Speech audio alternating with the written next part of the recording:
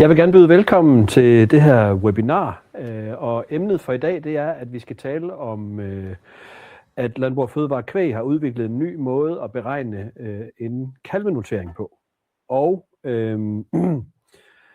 den vil vi gerne præsentere for jer i dag. Mit navn er Erik Suhr, og jeg vil forsøge at guide jer godt igennem med de her kloge mennesker, vi har inviteret med i studiet. Og med mig i studiet har jeg Carsten Willumsen. Du er næstformand i Landbrug & Fødevare Kvæg og slagtekalveproducent. Jeg har på flanken herude Ruth Davis. Du er konsulent hos Simhurt og har været med til at udvikle modellen og gør os forhåbentlig meget klogere på den lige om et ganske kort øjeblik. Og hvis vi starter udefra herover, så har vi Anders Peter Jensen. Du er bestyrelsesmedlem i LRF Kvæg og slagtekalveproducent fra Vendsyssel. Og til sidst, men ikke mindst, Rasmus Alstrup, formand for Danske Slagtekalveproducenter, slagtekalveproducent, og har også været inde over udviklingen af det her modul. Velkommen til jer alle sammen. Tak.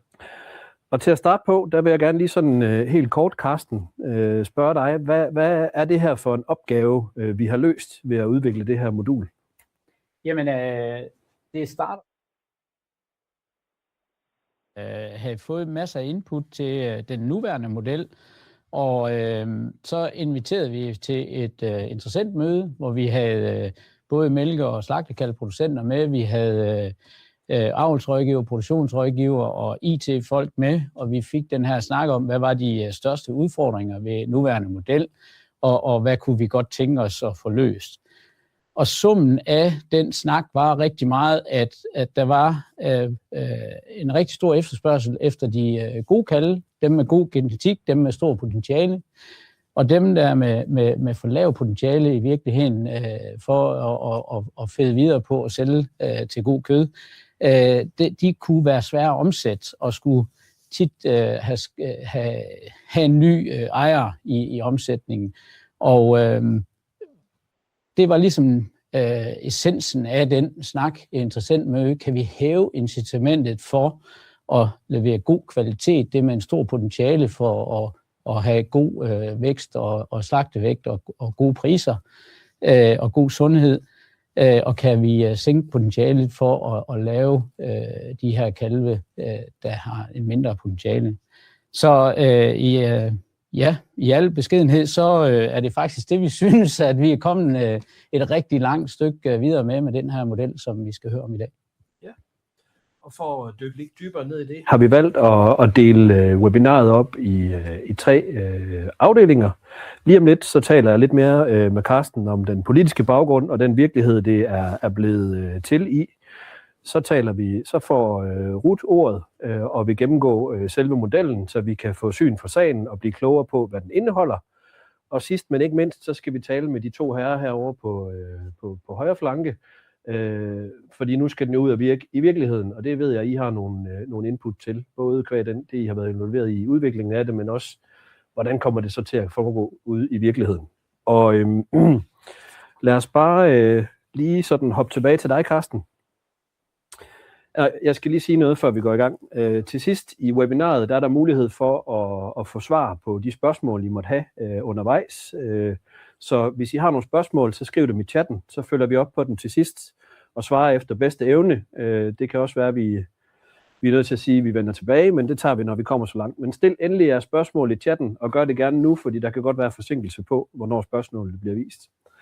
Og hvis vi nu hopper bag til dig, Carsten, igen. Vi var lige kort inde på det. Hvad er formålet med den her model? Altså, hvad er målet?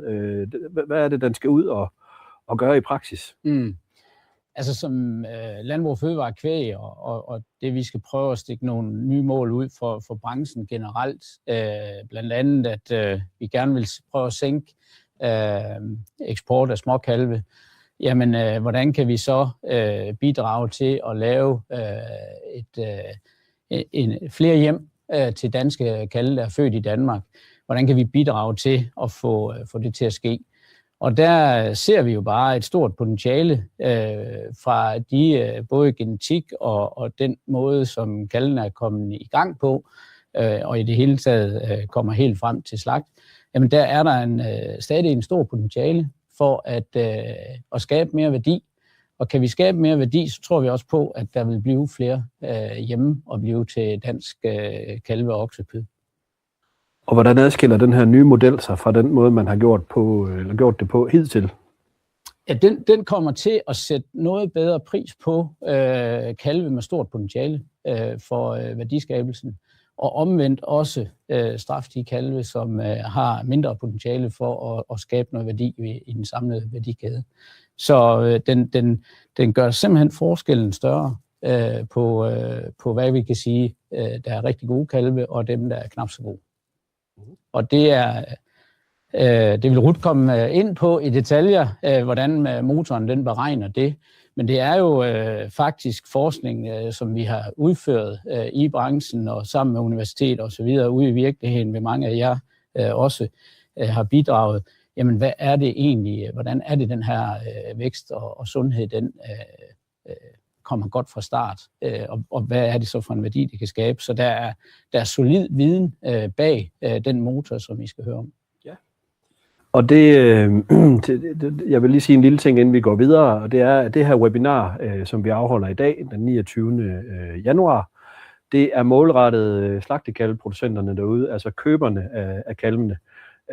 På tirsdag, den 3. februar, der afholder vi et, som har omvendt fortegn. Der kigger vi på sælgerne og mælkeproducenternes incitamenter ind i det her. Og Carsten, din udgangsreplik, den er jo sådan set rigtig god, fordi jeg vil give ordet til dig, Ruth. Vil du prøve at tage os lidt igennem modellen? Det kan du prøve. Tak for det, Erik. Og tak for en god introduktion der, Carsten. Jeg vil prøve at tage jer igennem, hvad det egentlig er, vi har prøvet at bygge ind i den her beregningsmodul. Og som Carsten sagde, så er der en hel masse rigtig gode folk, der har hjulpet til i det. Og det er jo noteringsudvalget, der er hovedtankerne bag. Og der er begge dele jo repræsenteret, både slagtekalveproducenterne og mælkeproducenterne. Og det er også det, vi ligesom prøvede hele vejen igennem, at det er noget, som skal arbejde rigtig godt for alle i hele kæden. Og hvis vi kigger lidt på, hvad det egentlig er, jamen, så har Carsten jo også hurtigt sagt det. Jamen altså, vi kommer ikke til at se en kæmpe stor ændring, men det vi kommer til at gøre, det er at skille dem længere fra hinanden. Og det er det, der hele målet har været, det er det her med at skille kalvene og belønne det gode landmandskab. Og så har vi også ønsket, at der skulle være noget omkring, hvis man tager nogle aktive valg, for eksempel at bruge Y-vækstsæd, jamen så bliver det også belønnet i den nye model. Så vi kommer sådan lige så stille igennem det, og I skal bare hænge i. Hvis der er nogle spørgsmål, så skal I endelig bare skrive dem ud i chatten. Men som Carsten også sagde, med den nuværende, så er vi egentlig bygget på den kalvenotering, der er. Det kan være sammenhæng eller husdyrformidling, den man nu følger. Og så korrigerer man egentlig for de kilo, der er over eller under 50 kilo. Og så er der et kødkvægstillæg, der egentlig viser forskellen fra en holsteinkalv op til en anden type kalv. Og så er der et tillæg og fradrag for racekøn og genetisk potentiale. I den nye værdibaserede, jamen så kigger vi på den individuelle kalv. Så vi regner dens potentiale ud fra dens køn og racekombination. Så når vi kigger på vægten, jamen så er det ikke kun dens vægt, som den er, men det er også den alder, den har ved indsætning, der har en betydning for kalvens værdi. Så vi tager højde for omkostningen hele vejen til emissionering, og så frem til slagt. Og så er der tillæg og fradrag for genetisk potentiale, som der var før. Men alle de her forskellige tillæg og kødkvægstillæg, de falder altså bort i den nye model. Der kigger vi på den individuelle kalv. Og den måde, det sådan ligesom kommer til at komme til udtryk på, det er i den gamle model, så hvis der var en kalv, der var 50 kilo og var 20 dage gammel, jamen så ville den egentlig koste det samme som en kalv, der var 50 kilo og 30 dage gammel. Mens vi over i den nye model, så har vi jo ikke den her tillæg for vægt. Så det vi egentlig gør, det er jo beregne kalvens værdi ud fra dens tilvækstpotentiale. Så en kalv på 50 kilo, som er 20 dage gammel, den vil faktisk komme til at koste mere end en kalv på 50 kilo og 30 dage. Det er simpelthen fordi, at vi siger, jamen den her kalv, som allerede er på 50 kilo på 20 dage, den har altså et større tilvækstpotentiale, end den, der kun er kommet op på 50 kilo på 30 dage. Så derfor har den en højere værdi ude ved slagtekalveproducenten. Men hvordan finder vi egentlig frem til den her potentiale? Og nu bliver det en lille smule mere teknisk, men jeg håber, at I kan følge tankerne bag. For det vi egentlig gerne vil, det er at finde ud af, hvad er kalvens reelle værdi. Og der kigger vi på hele vejen fra inseminering og så frem til slagt. Og der er jo mange beslutninger, man skal tage allerede omkring, hvordan koen skal insemineres, om det er med konventionel sæd, kødkvægssæd, er det med Y-vækstsæd, eller hvad for en race man bruger.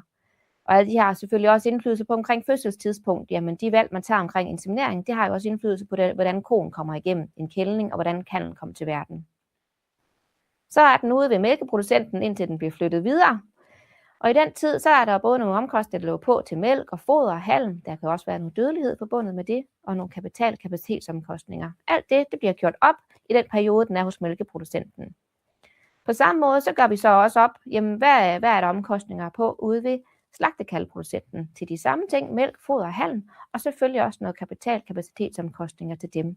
Og så er der også en transport fra mælkeproducenten ud til slagtekalveproducenten, eller igennem formidleren, hvordan det nu skal være. Så kommer vi frem til det sidste, det er der, hvor den bliver slagtet. Det er der, vi egentlig ser, hvad er det egentlig værdien af kalven er. Og som det er lige nu her i starten, så har vi kun kigget på kalve, der bliver slagtet ind i dansk kalv, så en kalv, der bliver slagtet ved 300 dage. På sigt er det også meningen, at vi tager nogle af de andre produktionsgrene med. Men det vi egentlig så gør, det er at regne sammen, jamen i løbet af de her 300 dage, hvor mange omkostninger der er løbet på ved mælkeproducenten, hvor mange omkostninger der er ved slagtekalveproducenten, og hvordan vil den her så kalv så kunne slagte ud fra den gældende slagtenotering. Og alle de her ting, de arbejder selvfølgelig sammen, og den kalv, man skal have lavet, den skal også skræddersys, kan man sige, til den produktion, den skal ind i.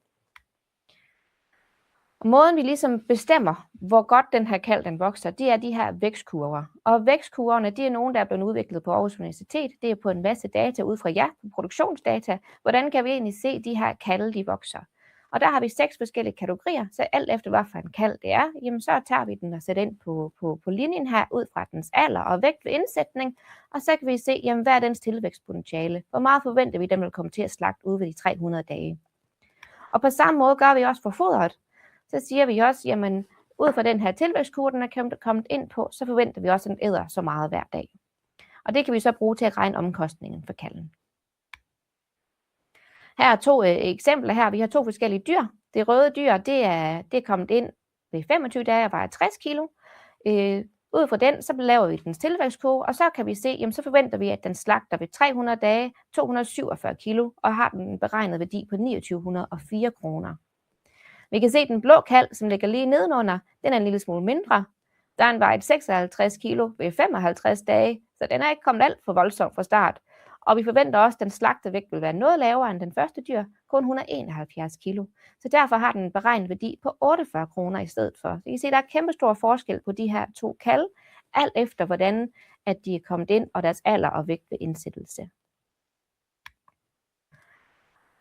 Det er omkring fodring, men så har vi prøvet efter bedste for godt befindende at lave en foderplan, der skulle passe til en gennemsnitlig slagtekalveprocent. Og det ved I nok lige så meget, som vi også kunne finde ud af ret hurtigt, at der er ikke noget, der er en gennemsnitlig mælkeprocent, eller en gennemsnitlig slagtekalveprocent. I gør det alle sammen helt forskelligt.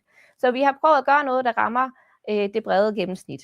Og vi har prøvet at lave en foderplan, som er rent pillebaseret, så når vi henter de her foderomkostninger, det er noget, alle vil kunne gå ud og genkende. Og det vi har antaget, det er, at der er samme mælketildeling, både hos mælkeproducenten og slagtekalveproducenten. Så alt efter, hvornår kalven bliver handlet, så vil omkostningen blive talt til mælkeproducent og bagefter til slagtekalveproducenten. Så de første 28 dage, så får kalven 8 liter mælk, så 2 gange 4 liter mælk ud af mælkeproducenten. Det vil så også sige, at det er det, de får betalt for. Der har vi nogle små kalve, der kommer ind, der ikke får for meget mælk, som man siger, de er egentlig blevet afregnet i den her modul, efter at de har fået dem 8 liter mælk. Omvendt, hvis de giver mere, så kan man sige, at det er måske ikke nogen omkostninger, der bliver dækket direkte her igennem. Men også når den så kommer videre til slagtekalveproducenten, så står der 27 kilo mælkepulver, og det er også omregnet til, at den får 2 gange 4 liter mælk om dagen, og så en nedtrapningsperiode. Så man kan også sige, det er også en måde at sige, jamen I får egentlig dækket, at de får den andel mælkepulver ud ved jer. Hvis de så ikke får det, og I ikke vokser så meget, jamen så er det egentlig, kan man sige, så det er det, vi har lagt til grund for de forventede slagtevægt, vi har, det er, at de får den her fodring. Der er også lagt ind, at de får mysli, 0,5 kilo om dagen, det første 30 dage, og så kommer de over på en starterblanding, og til sidst en kalveblanding. Og så er der lidt stråfoder ved siden af. Så det er ligesom for at sige, jamen det er det, der er dækket ind på omkostningssiden. Det er den her foderplan, vi bruger til at beregne, hvad det har kostet at fodre på de her kalve i den periode, de har været i de forskellige producenter.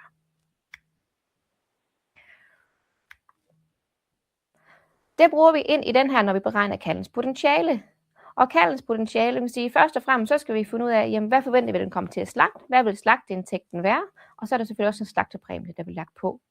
Så beregner vi de her omkostninger til mælkeprocenten og omkostninger til slagtekalveprocenten. Så hvis kalven bliver handlet ved 14 dage, jamen så får mælkeproducenten betaling for de 14 dage, at kalven er i hans besætning, og resten af dagene vil gå til slagtekalveprocenten. Og omvendt, hvis det er 70 dage ved mælkeproducenten, jamen så får de dækning for de 70 dage, og I får for de 230 dage. Det vil også sige, at jo længere de har kalven, så får de egentlig dækket omkostningen de dage, de har kalven, så frem der er et overskud på kalven. Så kommer det genetiske på bagefter, jamen hvis der er brugt Y-vik-sæd, det vil sige, hvis den drægtighedsgivende inseminering, der er blevet brugt, har været efter Y-vik eller kønssorteret handdyrsæd, jamen så vil der være et lille tillæg for det, og også for kalvens genetiske potentiale, og der snakker vi om morens væksttillæg og eks-kalvtillæggen på faren, hvis han er en afprøvet kødkvægstyr. Og når man så har regnet kalvens potentiale, så deler man overskuddet. Og det her, det er noget af det lidt nye, som vi har gang i. Det vil sige, førhen der delte vi bare resultatet halv-halv mellem slagtekalveproducent og mælkeproducent. Nu er det blevet besluttet, at de 25% bedste kalve ud fra deres forventede slagtevægt, ja, der er en 60-40 fordeling på. Så 60% af resultatet på de bedste kalve går til mælkeproducenten, og 40% går til slagtekalveproducenten.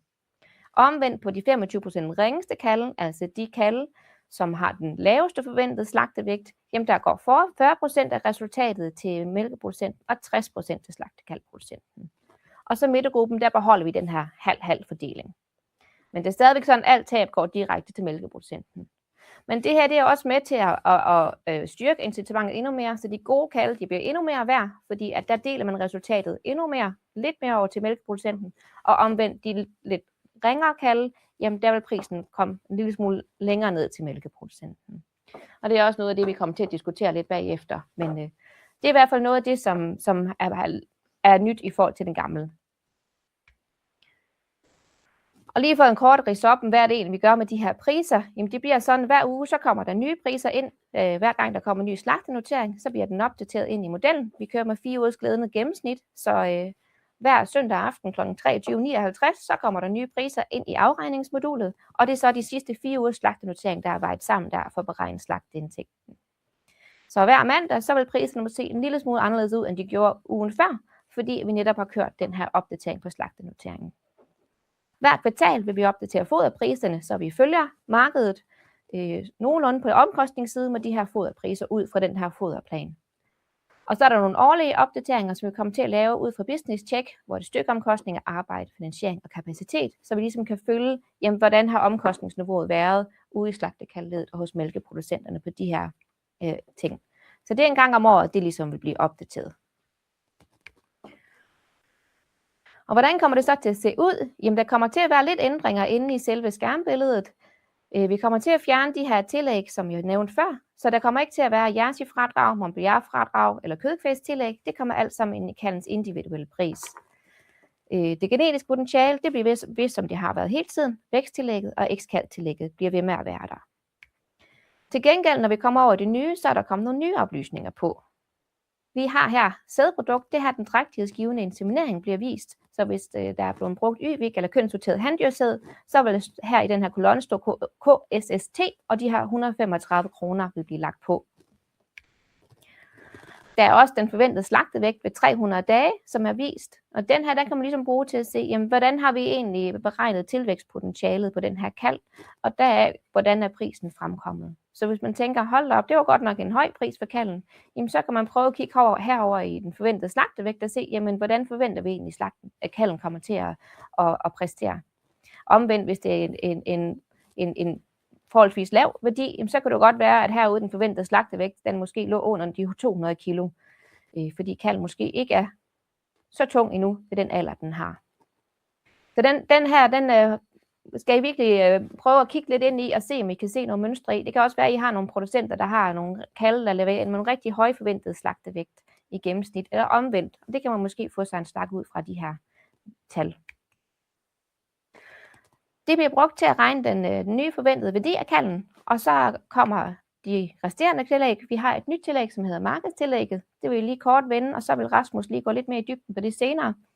Det er ligesom for at reflektere udbud og efterspørgsel på markedet. Og det regulerer man selv. Den kommer her på kolonnen også.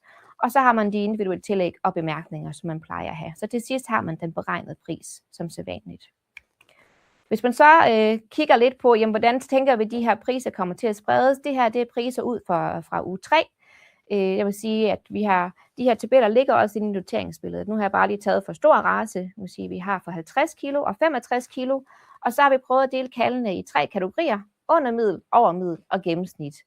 Og det er sådan for, at man kan prøve at se en genkendelighed. Jamen, hvorfor er det, at min pris ligger i den ene eller den anden ende? Så kan man kigge herind og se, jamen, den har fået en lidt lav værdi, for den ligger under middel. Eller omvendt, den har en høj værdi, for den ligger over middel.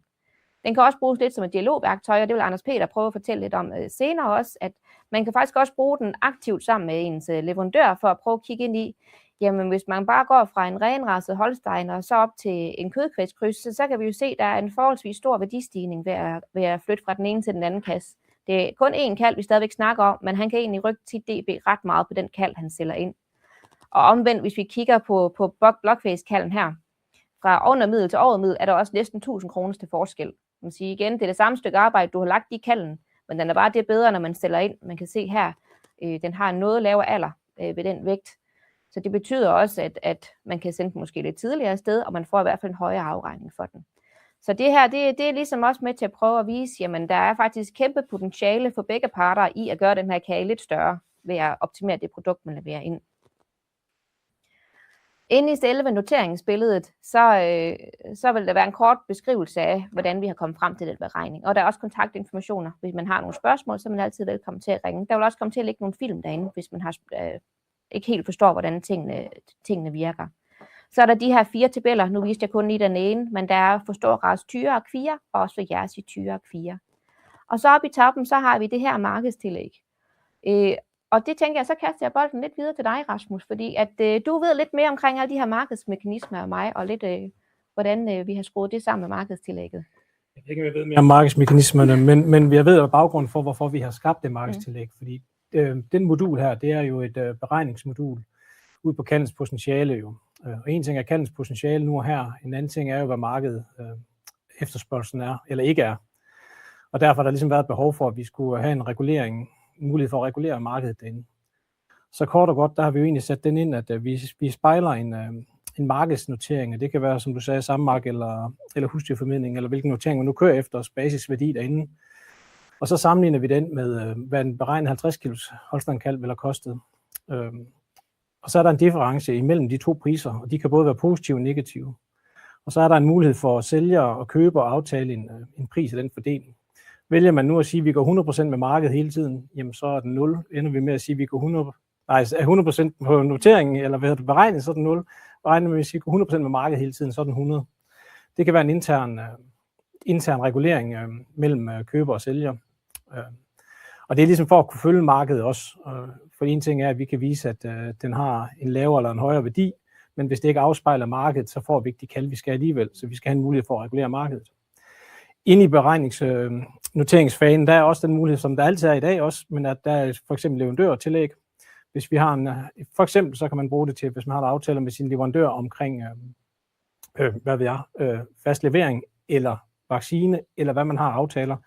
Så den regulering er der stadigvæk, og der er også stadigvæk en mulighed for at regulere den enkelte kald individuelt ude i afregningsmodulet, ligesom der er i dag. Så vi har ligesom 3 reguleringsmuligheder af det her modul, og det synes jeg også gør det stærkt i forhold til samarbejde over til slagtkald og mælkeprocent iblandt. Så ja. Jeg synes også, altså vi kan godt tilføje, at vi har arbejdet med den her nye modul i 12 måneder. Og for 6 måneder siden begyndte vi at se de første resultater, så er der finpudset undervejs. Men det er jo også bare en erkendelse af, at den beregnede værdi, den kommer ud med, den afhænger rigtig meget af, hvad slagterinoteringen er, og hvad foderprisen er. Og den er bare svær at sige, at den altid passer sammen med udbud og efterspørgsel på levedyrsmarkedet. Så vi var bare nødt til at erkende, at den her markedsmekanisme var vi nødt til at kunne håndtere ind i den her model, for at det kan flyve i virkeligheden. Så det er baggrunden.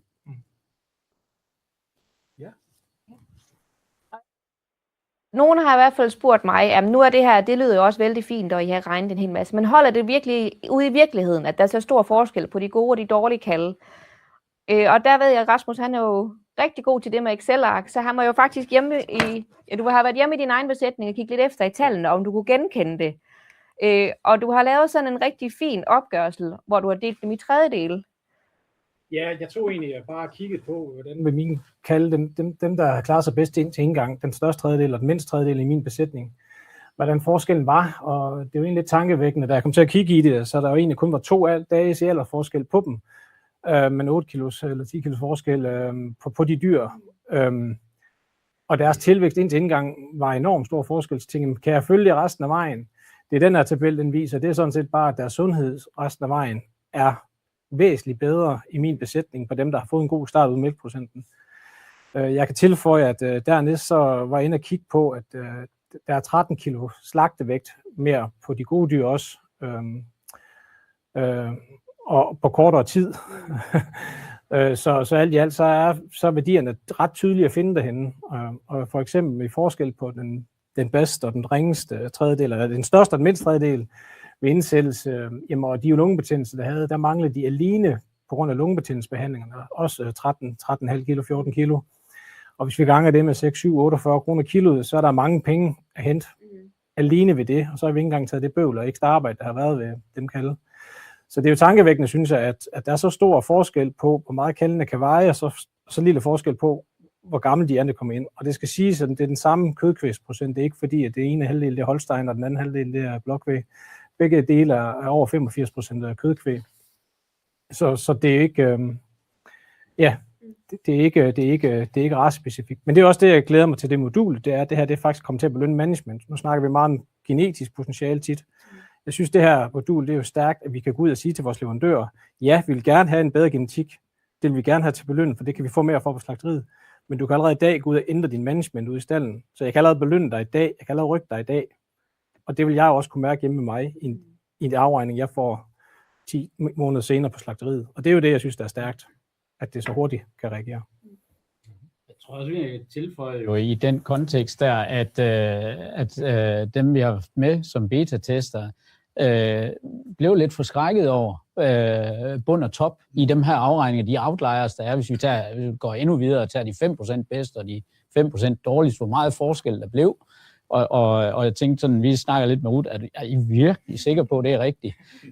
Og der er det jo sådan godt at få nogle virkelighedsdata på ude fra enkelte producenter, ikke?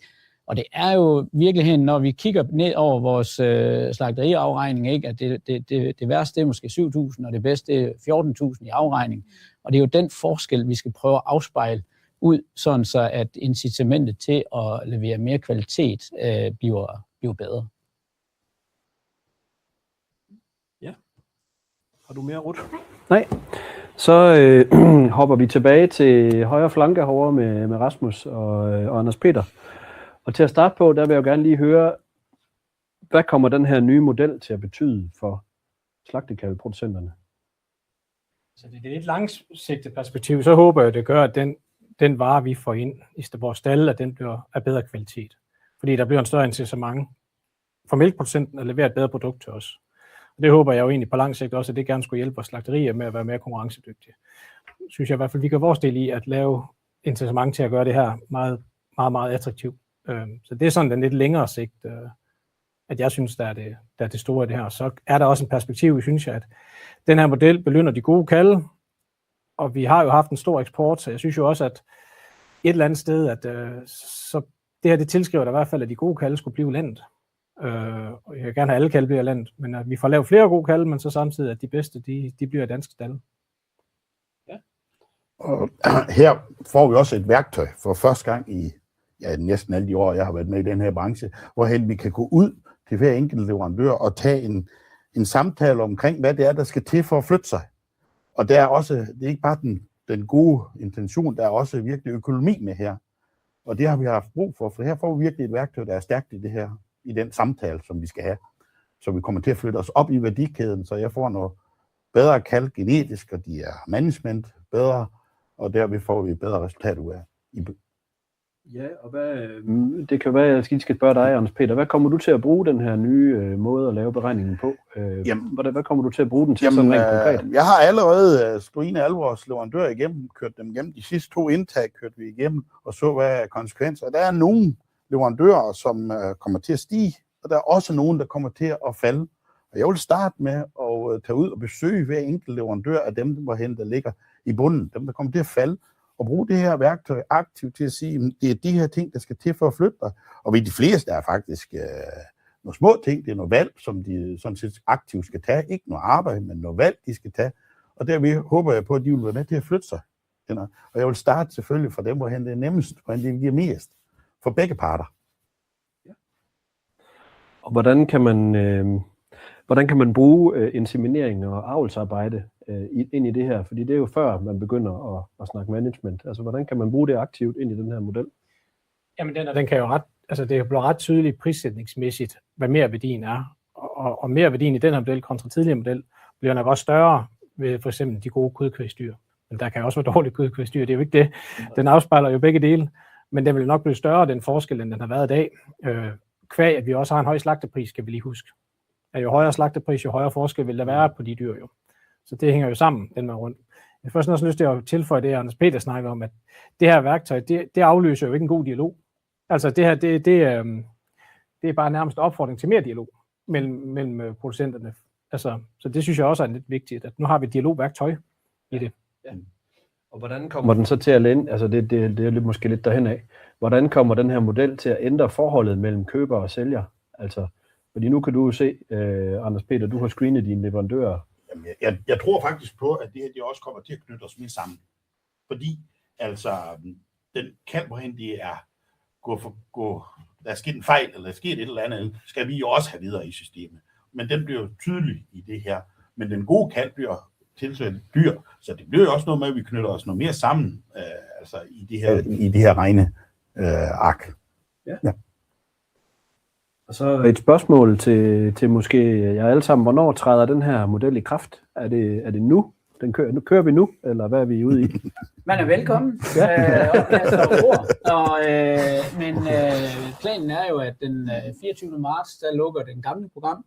Og rationalet er bag jo, altså det koster jo at køre de her software bagved og holde det ved lige. Så og vi tror på, at det her det er det rigtige at gøre. Det er i virkeligheden det, der er blevet efterspurgt. Jeg forstår godt, at der er nogen, der bliver lidt forskrækket over, at kan det virkelig passe, at det er den her værdi, de har. Og det skal vi jo også lige have tid at vende os til og dykke ned i vores egen data, og kan vi genkende den her virkelighed, som modul forsøger at gengive. Så har vi har jo haft 8 beta-tester på, så vi føler, at vi har lustet de værste fejl væk, men skulle der være flere i den, så og dem man umiddelbart ikke lige kan forstå beregningerne bag, dem er vi også rigtig interesseret i at få de eksempler ind, så vi kan få det tjekket, at motoren kører, som den skal. Ja. Så meget gerne. Altså de næste 2 måneder, så vil vi meget gerne have, hvis der er det mindste, man tænker, hvorfor ser det sådan ud, så meld det endelig ind, for det er nu, vi kan få rettet de sidste ting til. Altså vi har været rigtig grundige omkring, synes vi selv, men der findes jo, som vi sagde før, rigtig mange forskellige setup, rigtig mange forskellige slagtekalveproducenter, mange forskellige leverandører. Så der kan sagtens være nogle ting, vi ikke har opdaget. Så endelig bare meld ind, hvis I har noget, og kom med nogle spørgsmål. Vi har de næste par måneder til at finpudse. Ja. Og vi ved jo allerede nu, at inden for en måneds tid, der kommer der en lille faglig opdatering på måden, den beregner foder. Ja. Henholdsvis gode og knap så gode kalve. Så der vil der igen blive en lille twist i det, og for jer der gerne vil i gang, jamen det er I velkommen til, men der kommer også en faglig opdatering, hvor vi ved, at der også kommer en finjustering på det. Og hvordan kommer den her model, hvis I har et bud på det i hvert fald, hvordan kommer den her model til at påvirke gennemsnitsprisen på kalven? Altså hvordan er det sådan, at man skal kigge ind i, at det bliver meget dyrere at købe kalve ind, eller bliver det billigere, eller hvordan kommer det til at påvirke gennemsnitsprisen? Jamen, jeg vil faktisk godt lægge ud. Jeg har screenet alle vores leverandører igennem det her system, og de bliver ikke billigere. De bliver dyrere. Men jeg håber jo også, at det er med til, at vi får noget mere kvalitet ind for den mere pris, vi kommer til at give. Og det er jo også et modul, der er blevet lavet i samarbejde mellem mælkeproducenter og slagtekalveproducenter. Det er jo ikke kun også slagtekalveproducenter, der har lavet det her, så de er jo med. Og vi har jo også haft et år, hvorhen at vi måske har haft lidt svært ved at honorere, altså få stallen fyldt op ved eksportnotering. Så jeg tror måske også, at vi bliver nødt til at acceptere, at de bliver lidt dyrere. Man kan også sige, hvis man nu har mange leverandører, så i gennemsnit, så kan det godt være, at de kommer til at stige en lille smule. Det er ikke fordi, det kommer til at stikke voldsomt af i den ene eller den anden ende. Men hvis man kun har 1 eller 2 leverandører, så vil man kunne mærke de her forskelle lidt mere. Har man nu en leverandør, som leverer nogle super gode kalve, som har fået rigelig mælk, jamen så vil man jo opleve, at alle kalve kommer til at stige nærmest på ens afregning. Og omvendt, hvis man kun henter et enkelt sted fra, og de ikke får for meget mælk, ikke kommer for stærkt fra starten, jamen så vil de måske komme til at blive lidt lavere i prisen alle sammen. Så der ser vi lidt de her sårbarheder. Det er ude ved den enkelte. Der kan det godt være stor variation, hvis management er anderledes. Altså generelt så vi vel, inden vi fik markedstillægget ind, at det blev lige en spids billigere end det marked, vi så i dag. Ja. Og så tog vi så det her markedstillæg ind, og så når vi primært kører 50% markedet på i tillæg, jamen så er det gennemsnittet, den bliver dyrere. Og så er det klart, som du siger, hvis nu man har ganske få leverandører, og de faktisk er ret gode, jamen så kan man jo vælge 2 tilgange. Heldigt, at du har fået dem det billigere indtil nu. Eller nu bliver de så i hvert fald dyrere, og så er det jo vigtigt at holde dyrene i den samme gear, som det de kommer fra. Så er der en mere resultat. Fordi altså det modulet gengiver, det er jo, at hvis der er en høj beregnet værdi på den, jamen så kan du som køber også lave en bedre forretning. Så hvis vi kan holde dyrene i de samme gear, som det de kommer fra, så er det kun godt at give en høj pris, fordi den vil du alt andet lige kunne lave en bedre forretning på. Det er sådan, at det er skruet sammen, altså hvor vi forestiller os, at mælkeproducenten egentlig skal køre den helt frem til slagt og får hele værdien, og så deler vi jo så i forhold til, hvor omkostningerne har været, og hvad resultat der kan laves. Og nu kan jeg se, der er en god del spørgsmål ude i chatten, så jeg ved ikke, om vi skal prøve at tage hul på den del. Lige en opfordring derude. Hvis I har spørgsmålene, så send dem ind. Vi skal nok svare på dem så godt som muligt. Der er en lille forsinkelse på, at de bliver vist inde i modulet, så skriv dem endelig ind, sådan så vi har dem. Så tager vi dem igennem en efter en og forsøger at give vores bedste svarmuligheder. Og lad os starte her. Første spørgsmål, det er fra Nikolaj Jørgensen. Han skriver, vi modtager krydsningskalve fra mælkeproducenter, som bruger kødkvæs folddyr. Mange af disse kalve er registreret uden FAR, jeg ved ikke, hvad det er. Uden far i DMS. Hvordan afregner det nye modul de her kalve?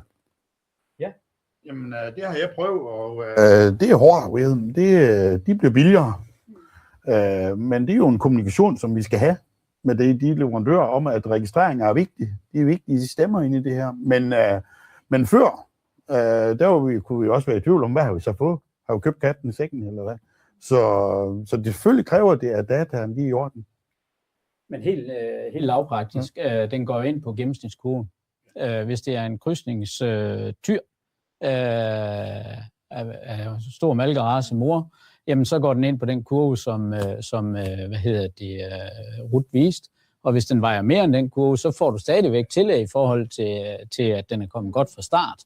Men skulle den så have ringere genetik end gennemsnittet af det, der ligger på den kurve, jamen så betaler du i virkeligheden for meget for den. Skulle den så være heldig at have lidt bedre genetik, jamen så betaler du så lidt mindre.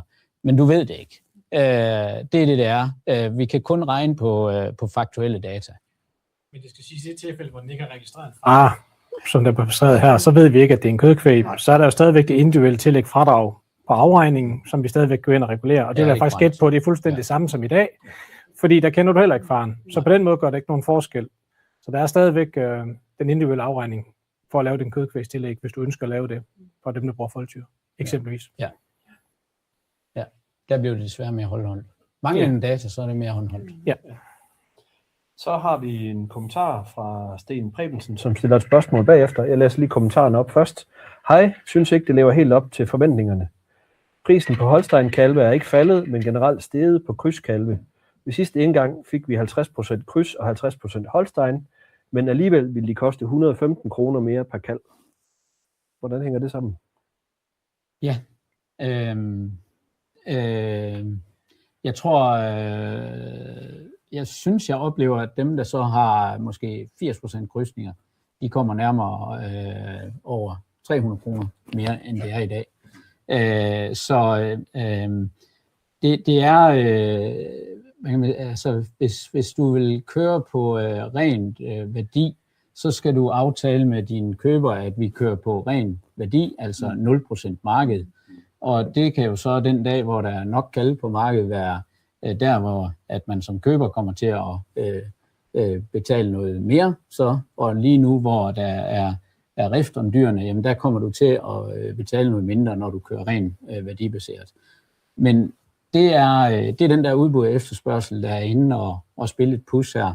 Og det kan du sige, det er det jo også lidt i dag. Men når vi har en værdibaseret, der er udgangspunkt lige omkring 1800 hver i dag, og markedet siger, at den skal være 2200 hver, jamen så rykker det mere i det.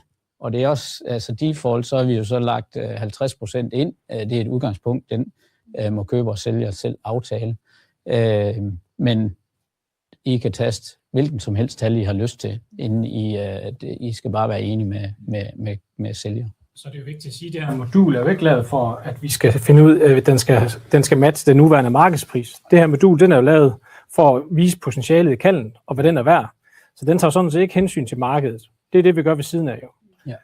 Så den er jo ikke lavet for at spejle, at det skulle ramme lige præcis en nulsumsspil, det her. Det er lavet for at vise, hvilke kalde har den største potentiale, dermed har den største værdi for os som købere. Så det er det, der er målet med det, og ikke at vi skal ramme det nuværende marked i dag på nogen måde. Nikolaj Jørgensen spørger, flere af vores leverandører registrerer kun fødsler en gang i ugen. Kommer vi så ikke til at belønne nogle kalve, som reelt set er noget ældre end det, der er registreret? Det er korrekt. Ja. Den tager ikke hensyn til snyd. Og jeg tror, at Rasmus var inde på det, at dialogen, den undgår vi ikke. Nej. De gjorde den gamle model heller. Nej. Den tog heller ikke hensyn til snyd. Og det... Altså, der er en pointe i, at hvis der bliver spekuleret i det her, så er der god grund for en samtale. Ja. Men det kan man vel hurtigt se, hvis de alle sammen er født på samme tidspunkt, på samme dag. Så... Det er sjældent virkeligheden er sådan. Ja. Godt. Så spørger Mogens Hymøller, Jersey Kryds har visse udfordringer. Kalvene burde være billigere, de er i stedet blevet dyrere. Det vil give udfordringer med omsætningen af de her. Er der fejl i udregningen, eller er der nogle gode begrundelser, som endnu ikke har vist sig i praksis? Hvem har mest erfaring? Jeg kan sige, hvis vi tager den faglige del først, man kan sige, på Jerseyerne ser vi jo en stor spredning på dem. Og man kan altså godt få et godt slagtedyr ud af en god Jersey-krydsning. Omvendt, så de dårlige er også rigtig dårlige. Så jeg tror også, det der med bare at sige, over en kamp, alle Jersey-krydsninger er sådan, det tror jeg, at det kan vi ikke helt gøre. Man kan godt få noget godt ud af en Jersey-krydsning. Så hvis den kommer godt fra start, så kan det være en udmærket slagtekald, og så skal den også koste noget. Men omvendt, så skal de andre også koste lidt mindre. Og det kan jo også godt være med det her foderopdatering, at de får et lille nøk nedad, kunne man måske. Men jeg tror også, man kan sige, der er ikke kun én god slagtekald. Det er også derfor vi gerne vil vise de her over under middel kategorier. Man kan godt have en Holstein renrace, som klarer sig lige så godt som en dårlig Holstein blokvæg. Og det samme med en Jersey blokvæg kan også klare sig lige så godt som en dårlig Holstein blokvæg. Så det er også det der med at kigge på den individuelle kald, og måske ikke så meget racen. Men det er klart, der er nogle Jersey'er, som falder helt igennem, når de så kommer ud i slagterledet. Ja, det er også et af dem, som vi vil holde meget øje med. Jeg vil i hvert fald holde øje med, om noget den lander rigtigt, fordi at, når en gang der kommer en opdatering, så ved vi jo ikke, om det er sådan noget, der skal med ind i det. Og ligesom alt andet udbud efterspørgsel, hvis Jersey-kalden er svær at omsætte, så synes jeg jo et eller andet sted også, det skal afspejle sig i de markedstillæg og diverse, man kunne lave i det jo. Men det er jo en individuel aftale. Og det bringer faktisk næste spørgsmål ret godt ind i det. Rikke Havstein spørger, vi ved, at nogle Jersey blokvægkryds, at der er en forventet slagtevægt på ca. 270 kg ved 300 dage. Hvordan er denne beregnet? Det er ikke ofte, vi ser en tilvækst for denne ved Jersey tyrkalve. Disse kalve ender med at blive ca. 2.000 kroner dyrere med den nye afregning sammenlignet med den tidligere. Hvordan hænger det sammen? Hvordan er den beregnet? Jamen den kommer ind på vækstkurven, så hvis den er kommet rigtig godt fra start ved en høj alder, så vil den også komme til at få en ret høj forventet slagtevægt. Og det kan godt være, at der er nogle af dem, vi skal rette lidt til, men man skal også have for øje, det her det er også en slagtevægt ved 300 dage. Og mange de har også typisk slagtet deres kalve ved 270 eller 280 dage, så det kommer vi selvfølgelig ikke derop. Så det er også noget af det, man skal have i baghovedet. Jamen, hvornår er det, vi plejer at slagte de her kalve? Er det 300 dage, eller er det lidt før? Fordi det har også lidt et indflydelse på de slagtevægt, man ser ude i ens besætninger. Fordi det er jo, det er jo 300 dage, der stopper vi modellen med at fodre. Og hvis den har ramt 300 kilo slagtevægt inden da, så stopper vi med at fodre den noget før. Så, men ellers, så har vi altså lagt den standard ind her. Fordi den snakker om, hvad det ellers skulle være. Hvis det skal være dynamisk, så bliver det også ret sofistikeret. Og det flyttede ikke rigtig noget. Men i forhold til slagtevægt, der er det jo en god forklaring. Det er også vigtigt at sige, at det er et fortal. Altså, ud af 1000 vil jeg ikke tro, der er ret mange af dem. Ikke de tal, vi har set, du har vist Rudi i hvert fald. Altså, så hvis der er en, der har en potentiale, så er det jo kun den enkelte. Vi skal passe at lægge det ned over alle også jo. Og igen, altså fordi man bliver faktisk lidt smule forskrækket. Det medgiver jeg første gang, man ser en, hvordan kan den koste 2.000 mere, ikke? Men der, hvor vi fandt ro, det var i hvert fald at gå ind og se, jamen nogle af dem, der går rigtig godt ind, de ender faktisk også med en rigtig høj slagtevægt og slagtepris. Så det er igen den der afspejling af den rigtig gode, at den kan vi se også ude i den værdibaserede. Ja, og den bliver jo styrket endnu mere ved den her incitament. Når vi så også laver en 60-40 fordeling på resultatet på de bedste kalve, så kommer der faktisk også en lille tand ekstra oven på de her kalve, som vil ligge helt højt øverst op på vækstkurven. Så derfor vil de også være endnu mere ekstreme i deres pris, fordi man kan sige, at de dårligt får et lille nyk nedad, og dem i midten ligger som de plejer, men de her 25% bedste dyr, de får ekstra plus på prisen, fordi det er en 60-40 deling af resultatet. Og baggrunden for det var jo, at når det her det ligesom kommer ud og virker, og man kan se, at det er jo de gode kalve, du tjener mest på, så er det jo federe for køber at dele 1.000 kroner, end at dele 500 kroner. Og derfor lavede vi det her vrid for at matche det, den forretningspotentiale, mere forretningspotentiale, som der rent faktisk er i de gode kalve. Troels Rasmussen spørger, hvordan tages der højde for at fødselsvægt bliver indregnet korrekt? Jeg har fået en på 16 dage og 74 kilo Chevrolet Kryds. Den runder 5.000 kroner. Det holder ikke vand for vores vedkommende ved afregningen stige med ca. 500 kroner per kalv. Det kommer til at gøre ondt, skriver han.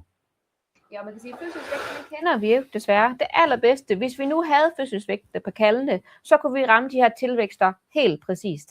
Men det kan vi desværre ikke, fordi der er nærmest ingen i hele Danmark, der registrerer fødselsvægten. I en perfekt verden vil vi elske at have fødselsvægten, fordi så kunne vi ramme kurven fuldstændig 100% lige i øjet. Det kan vi ikke, fordi vi har kun en engangsvægt og en engangsvalder.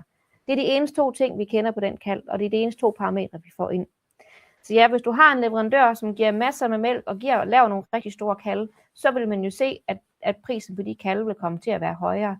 Men så håber vi også i sidste ende, at du også kommer til at slagte de flere kilo, som modellen også betaler for. Ja, det er det, og det kommer vi selvfølgelig til at følge op på. At dem her, der ryger ind, den estimerede slagtevægt, hvordan ender de så rent faktisk? Og det bliver jo ud fra nogle gennemsnitstal. Men det giver jo også anledning til en dialog med leverandøren. Hvis han generelt leverer nogle meget højt eller stor kalv ved en lav el, så tag dialogen om, jamen det kan jo godt ske, at det er for meget i forhold til det, der passer ind i ens produktionssystem. Eller det kan jo også være, at også slagtkalveproducenter, vi skal flytte os og ændre noget i, for at kan ligesom håndtere det. Altså det her værk kommer til at virke begge veje. Og altså, det ved jeg ikke, om jeg må sige, men altså tanken er jo også, at nu har vi motoren, og at Simhøjt også kan ligesom tage det skridt videre til at bruge det som rådgivningsværktøj og lave give noget inspiration til noget potentiale, både for køber og sælger her. Ja, altså det igen, 2.000 kroner, det ser voldsomt ud. Det er ganske få dyr af vores oplevelse, at der oplever så stor en stigning. Og igen, vi kommer selvfølgelig til at følge op på, at det også er virkelighed. Det vi har set og fulgt op på indtil videre, det er, at det ser ud til det rent faktisk er virkelighed. At den skaber også alt andet lige den værdi. Christian Rasmussen spørger, I taler meget om merværdi for mælkeproducenten. Hvad forventer I, at vi slagtekalveproducenter får ud af det i kroner og øre? Altså, jeg har jo en klar forventning om, at specielt ved at hæve den nederste del, altså som det er i dag, så kan jeg jo godt se, at der er nogle kalve, jeg nok betaler lidt for i forhold til deres potentiale, og nogle, jeg har betalt for meget for i forhold til deres potentiale, og så er det jo tit sådan, og så har vi jo taget den ringe tvillingekalv med, og så har vi accepteret, at vi har betalt lidt for den, men mindre fradrag måske, fordi at vi så godt har kigget over på den, der står ved siden af os, den betaler jeg nok også for lidt for at være ærlig. Så det bliver meget mere individuelt, det bliver afregnet rigtigt, men jeg forventer jo, at jeg får generelt færre af de dårlige. Og det jeg kan se, for eksempel, når jeg går ind og kigger på nogle af de ringe kalve, hvor jeg selv har været inde og lavet et manuelt fradrag tidligere, 250-500 kroner eksempelvis, så kan jeg jo se, at den nye model vil jo straffe den med 1.000 eller 1.500 kroner. Og det skal man jo lige huske i den anden side. Og så kan man sige, vi kan jo ikke både, tænker jeg, vi er ikke sikre, at jeg både kan få dem, der er mere værd, og så samtidig få dem, der er mere værd billigere, og så samtidig slippe for at betale for dem, der er mindre værd. Så det jeg håber på, det er jo at løfte bunden. Kort og godt. Altså, jeg håber på at løfte bunden, og som Carsten var inde på før, hvis jeg kan løfte bunden for at tjene 1.000 kroner per kalv, og så få dem løftet op til 2.000 kroner per kalv, og skal dele det, jamen, så er det da meget sjovere, fordi det fordobler sådan set mit overskud på dem i bunden jo, den vej rundt. Så det har jeg da en klar forventning om, at jeg kan bruge. Og hvis jeg ikke kan formå at løfte dem, så skal jeg i hvert fald ikke betale for dem. Det er jo sådan næste. Så skal man gå efter de dårlige. Ja. Nikolaj Jørgensen spørger, er I ikke bange for at skabe endnu flere måder at afregne på? I de områder, hvor manglen på kalve er stor, er det altså sælgers marked. Jeg har 2 leverandører med tilsammen 2.000 køer, som ikke er interesseret i det nye modul. Er I ikke bange for at skabe endnu flere forskellige måder at afregne på? Spørger jeg bredt ud her. Ja, det er ikke vores intention. Og som sagt også, at den nuværende model, den lukker jo den 24. marts, og så bliver det jo så det her med at få aftalt med imellem køber og sælger, hvor meget skal vi følge markedet. Og det vil jo have en impact på, hvad pris det er. Og det er jo udbud og efterspørgsel, ikke? Der skal reflektere det. Altså, det som jeg hører, det er jo selvfølgelig, jamen den der procentsats bliver det så et kobbermarked, ikke? Og det er, altså personligt, så vil jeg jo nok sådan have den snak med vores leverandører om, at hvis vi lægger den på 50%, jamen så er det der, vi ligger i nogle år i hvert fald. Vi kan ikke sådan lægge skalte og vælte imellem, hvad det er for, hvor meget vi vil vække markedet ind. Fordi hvis vi vil vægte markedet ind med 100%, jamen så er det jo fint lige nu for sælgere, men vi ved også bare, hvis vi kigger 10 år tilbage, at der kommer en ny tid efter den. Og så er det i hvert fald der, hvor jeg ikke vil tage telefonen, hvis de vil have den ned på 0 igen. Så der skal jo være, der synes jeg, der skal være en fairness, ikke? Og sådan ligesom sige, jamen her, det vi har oplevet, det er jo, at man har haft en lyst til at sige, hvad er det, hvad er en god kalv værd, og hvad betyder en god kalv? Og det er egentlig det, modellen skal svare på. Og jeg tror altså på, når det lige lander i os, det her, det er nyt, så tror jeg altså på, at vi kommer til at kan se ideen med det her. Og det her, det er super følsomt, ikke? Fordi det er jo penge mellem køber og sælger, vi ser og snakker om her, så det er klart, følelsesmæssigt, det har lige landet, at kan vi stole på den her motor. Og vi har ikke lagt det ud, hvis vi ikke troede, vi kunne stole på det. Så det er der, hvor vi føler, at der er potentiale i at skabe noget mere gennemsigtighed om, hvad betyder en god kalv, og hvad den rent faktisk, hvad er værdien af den. Jeg er overbevist om, at vi har skabt en motor her, der er med til at hæve værdien, altså den samlede værdi, både for køber og sælger. Og dem, der kan se det, at der er noget værdi i det her, de vil gå med på det her. Det er da klart, der vil der være nogen, som måske ikke synes, at det her det er til at gennemskue og alt sådan noget her. Men jeg da håber der på, at vi alle sammen er interesseret i at skabe mere værdi. Og så derfor går ind i det her. Der er jo rigtig mange mælkeproducenter, der har følt det lidt meningsløst at producere slagtekalve, og så ikke rigtig få nogle penge for dem. Altså med den her model, må se her, nu kommer der nogle eksempler på nogle kalve, der kommer til at koste rigtig mange penge. det gør jo også, at det lige pludselig er lidt mere interessant for dem at lave nogle gode kald, fordi de egentlig også kan se, at de får også noget ud af den ekstra indsats. Så det er jo helt sikkert, altså det er jo vores kæmpe forhåbning, det er jo, at det her det løfter kaldsundheden og løfter værdien for alle, altså både for slagtekaldsproducenter, I får nogle meget bedre dyr og meget bedre overlevelse på dem, men også for mælkeproducenterne. Man kan sige, det at de leverer nogle gode slagtekalde ind til jer, det gør jo også, at de selv har nogle gode kvier forhåbentlig. At de også får lige så meget mælk som dem, de sender over til jer. At de måske også giver tyrekaldene 2 gange mælk og ikke kun 1 gang. Nogle af de her ting, hvor der måske bliver lige kottet nogle hjørner nogle gange rundt omkring i kaldestallen. Det håber vi virkelig, at modellen kan være med til at skubbe i den rigtige retning. Nikolaj Jørgensen skriver, fint med høj pris, Carsten, men risikoen er der alt andet også lige større.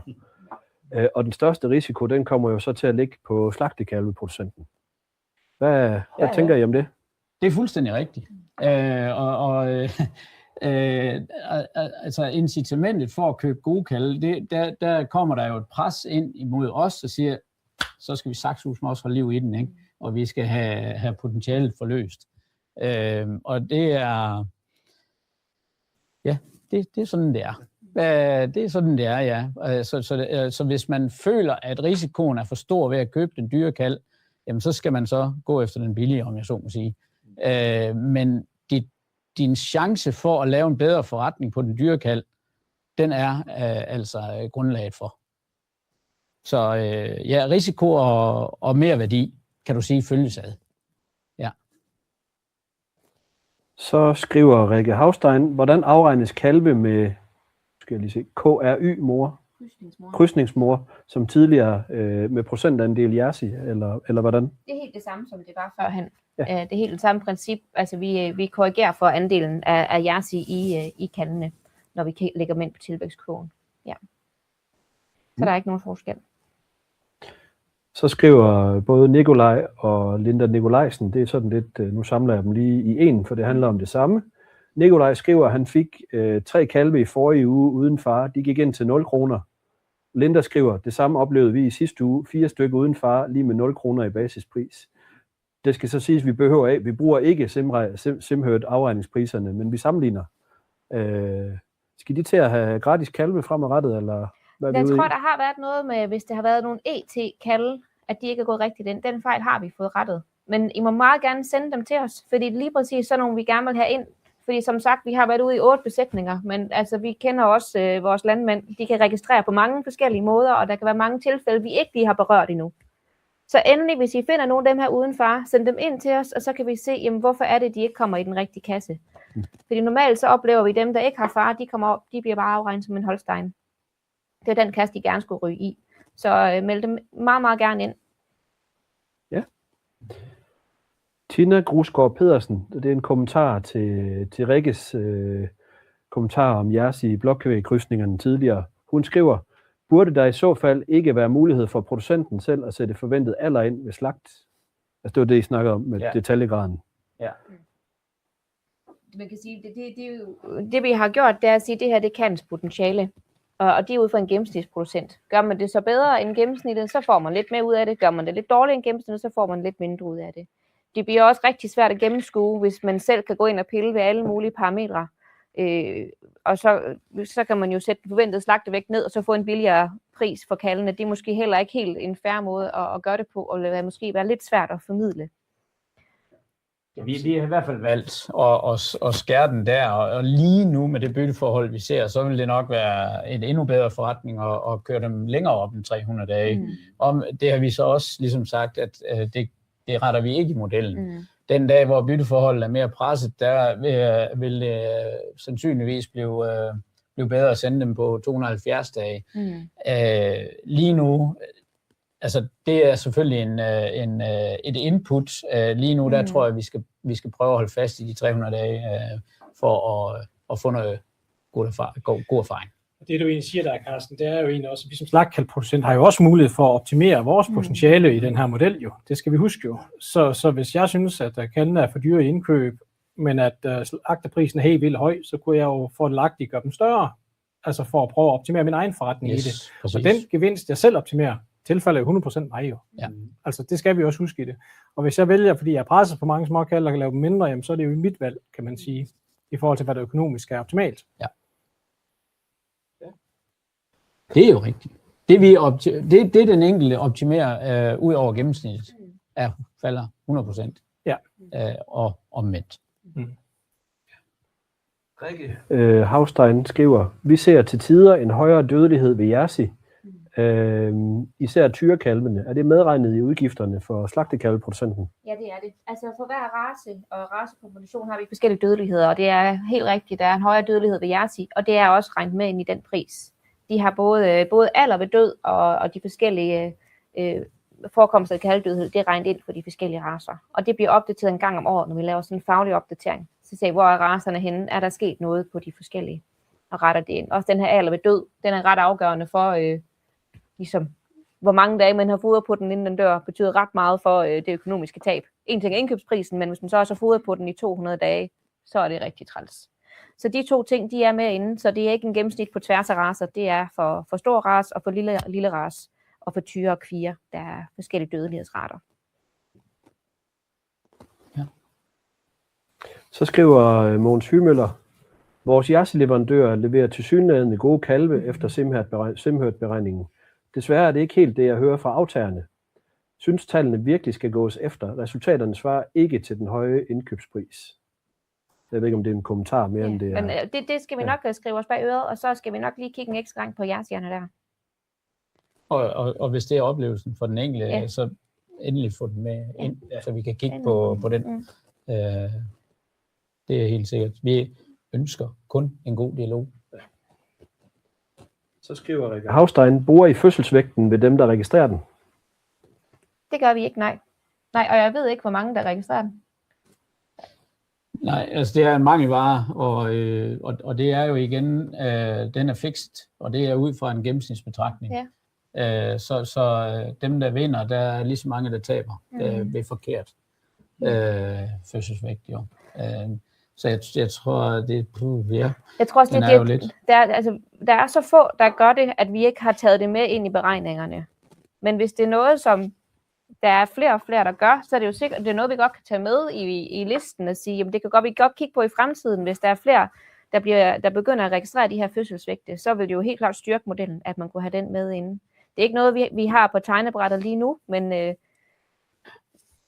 jeg ved ikke, er der nogen af jeres, I har oplevet, at de laver fødselsvægte? Nej, jeg har ingen i hvert fald. Nej. Men jeg tror også, jeg ved godt, der er meget stor fokus på, hvis du nu har en høj fødselsvægt, så kommer vi til at betale for meget for den, og det kan jo sagtens være rigtigt. Men tager du 1000 kalve med den samme genetik, samme mor og far, og får afkom derefter, så vil gennemsnittet jo passe i den her model.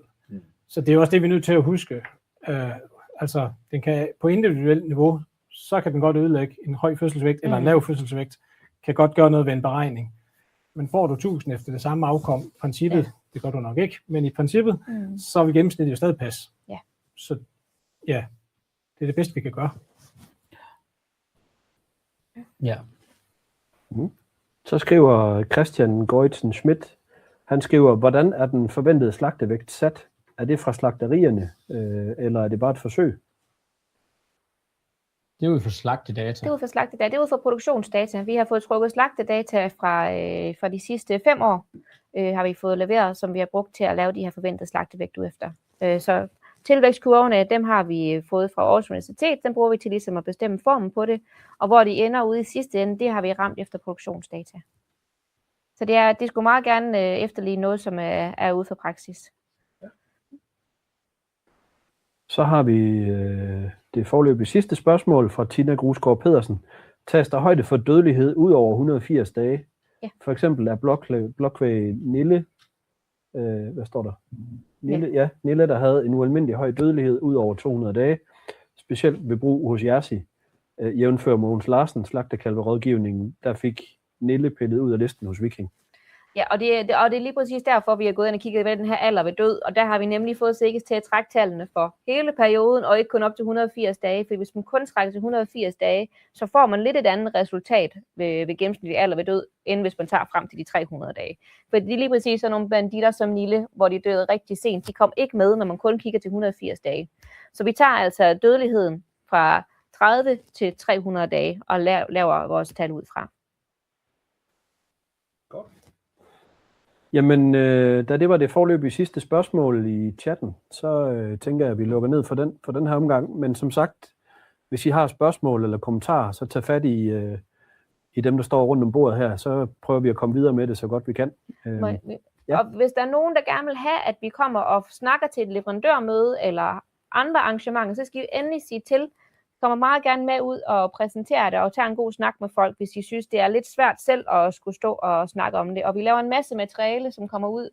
Der kommer nogle videoer, der kommer en masse forskellige ting, man kunne sende med ud til leverandørerne, hvis det er det, man ønsker. Hvis man gerne vil have lidt støtte i at forklare den her. Yes. Ja. Og måske også, vi skal nævne, at på det næste webinar, det er jo for alle. Ja. Det kunne jo også være, at det var interessant, så også som slagtkalveproducenter, at være med i den snak, hvorhen vi har mælkeproducenter med. Ja. På tirsdag, den 3. februar, der afholder vi et webinar, hvor vi har fokus på mælkeproducenterne. I er selvfølgelig alle sammen velkomne og stille alle de spørgsmål, I har lyst til. Det er åbent for alle. Og derudover så vil jeg jo lige nævne, at hvis du er nysgerrig efter at dykke dybere ned i de her tal, jamen så er Ruth og Rasmus, I har et indlæg på Kvægkongressen, mandag på Kvægkongressen. Det er indlæg 20, I kan melde jer til, hvis I gerne vil nørde dybere ned i tallene ud fra Rasmus. Og så vil jeg jo lige sige, at I er jo altid velkomne. I kommentarsporet, der er der skrevet nogle kontaktoplysninger på både Ruth og Karsten. Og jeg tænker, det er der, I skal starte. Så kan vi altid se, hvordan... Jeg sender nogle af dem videre. Ja. Så. Og jeg får lige et... det står... Ja, det er Nikolaj Jørgensen. Kan AP og Alstrup lokkes til at tage med ud og forklare modulet til leverandørerne? Det var jo lidt det, I snakkede om før. Ja, det kan jeg. Jeg kan svare for mig selv, det kan jeg godt. Ja. Jeg kan sige, Sten han spørger, bliver det her lagt ud som video? Ja, det gør det. Alle, der er tilmeldt webinaret, de får det tilsendt efterfølgende i fuld længde. Og en sidste kommentar. Er det kun mig, der synes, indkøringsperioden er kort? Ja, det er et godt spørgsmål. Og det er rigtig fint. Vi har jo snakket meget om det, Tine, om det skulle være kort, eller om det skulle være lige med det samme, eller hvordan man skulle gøre det. Ja. Men jeg tror, uanset hvad, så er al forandring lidt svært. Nu har vi 2 måneder, hvor vi kommer til at arbejde rigtig intensivt med det. Så synes vi kommer rigtig langt. Ja, altså, det er jo det. Det første oplæg, det var væsentligt kortere. Ja. Altså, der er jo nok også sådan lidt en følelse af, at det her plads, skal vi have rykket af på et tidspunkt. Og ved at vente meget længere end 2 måneder, det har vi måske ikke en fornemmelse af, at plaster bliver nemmere af at rykke af. Men som sagt, intentionerne her er, at vi skal skabe mere værdi sammen. Og er der nogle eksempler på, at det ikke er oplevelsen, jamen så skal vi have dem ind. Ja. Godt. Jeg tror, jeg vil runde af. Jeg vil bare lige starte med at sige tak til alle jer, der har stillet spørgsmål derude. Jer, der har set med, og tak for jeres gode lyst til at spørge og debattere. Det er spændende at se, hvordan det kommer til at virke i praksis. Og jeg vil også gerne sige tak til jer, der kommer ind for at gøre os alle sammen klogere på det her nye beregningsmodul. Og lige til sidst vil jeg gerne opfordre jer alle sammen til at gå ind og melde jer til, hvis I har flere spørgsmål, webinaret på tirsdag. Så tager vi en runde mere på det der. Eller ser det ud til jeres leverandør, at de lige skal lytte med? Ja. God idé. God idé. Og der kommer formanden også for Landbrug og Fødevare Kvæg.